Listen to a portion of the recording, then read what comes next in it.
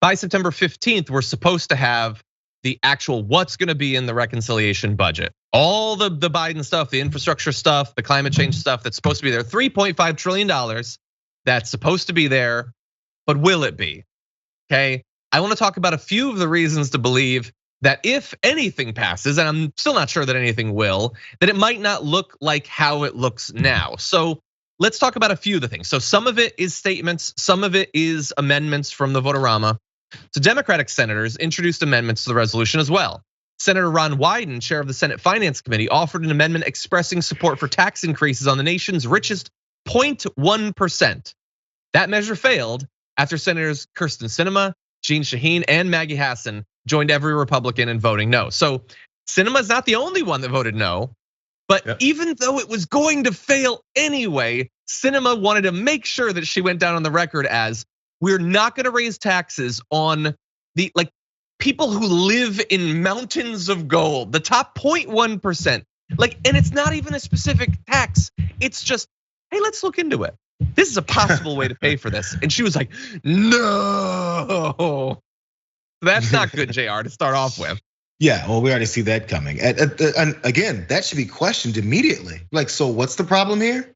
Ask them. But I mean, we know it's not as simple. I always like to say, some media personality, or at least a reporter should ask them. It's not like they make themselves available. They vote and they run away and go back to the beach, like you were saying. It's not that easy. Yeah. Well, there were some smaller little issues too, though. 3 Democrats, Senators Mark Kelly of Arizona, Joe Manchin, and Ms. Sinema supported a provision calling for electric vehicle tax credits to be means tested. So again, let's see how we can jam up the process by making it adding a whole bunch of bureaucracy and all this. But anyway, John, I'm sorry. What does means testing electric vehicle usage mean? What would you do to means test that? No, like individually, abstractly, knowing nothing about them, it's not necessarily a bad idea. The idea is we want to incentivize people to get electric vehicles. So when they get it, we give them a tax credit. But let's not give the tax credit to someone that's super wealthy because they don't need it as much, which is true, I get it. But it's this thing they do where they just weaken everything and make it slower and more swamped with bureaucracy. And they do this constantly to everything. It's a way to pretend that they're not on the side of the wealthy, while also blocking overall tax increases to these people. It's more frustrating than anything else. Yeah. But anyway, Manchin also joined Republicans in backing the Hyde Amendment, which bans federal funding for abortion. So that was potentially going to be gotten rid of. It's probably not going to happen now.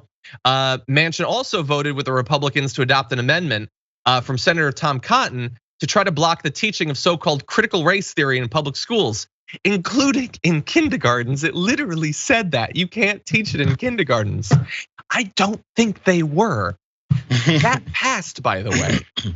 So I don't know if it'll end up in the final thing. We don't know for sure. But yeah. But you know what they do teach in kindergarten? What? They teach the Columbus sailed the ocean blue and showed up in the new world and discovered it, and then decided to start settling there. And that was Columbus's great achievements. And also that Pilgrim showed up and had this great party with all the Native American folks here. And they exchanged dinner and kissed and hugged. And nobody got sick and died. Also, no one was massacred and slaughtered. None of that happened. That is what they teach in kindergarten. Yeah. In fact, they teach them to draw headdresses on their head and put paper cardboard feathers across their heads, and then masks over. And then some people are the Pilgrims with the buckle hats, and other people are the Native Americans with the feathers on their head. That's what they teach. Yeah. But that has nothing to do with critical race theory. That has nothing to do with race. That has nothing to do with 2 different peoples that are coming together with a huge omission of what really happened. Yeah. That's actually, it's teaching by omission and teaching this sugar-coated, nonsensical approach to what really happened in our history. So I mean, I guess there's a reason why they don't want to teach kindergarten as critical race theory, because it's just way too complicated and divisive. Not like that other stuff. I mean, we've been doing fine with uncritical race theory. I guess they just want to continue that.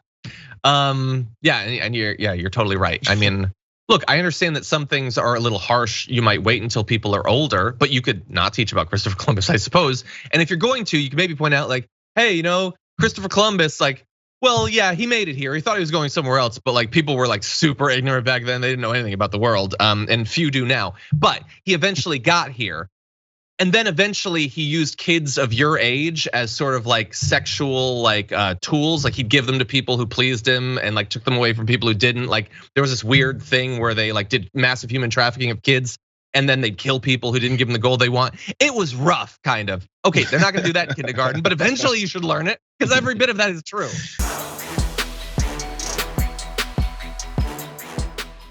For more political news, breakdowns, interviews, stories of activism, and me trying my hardest to care about the occasional big celebrity news story, subscribe to our YouTube channel at youtube.com/The Damage Report. And you can ring the bell wherever it is so you don't miss anything.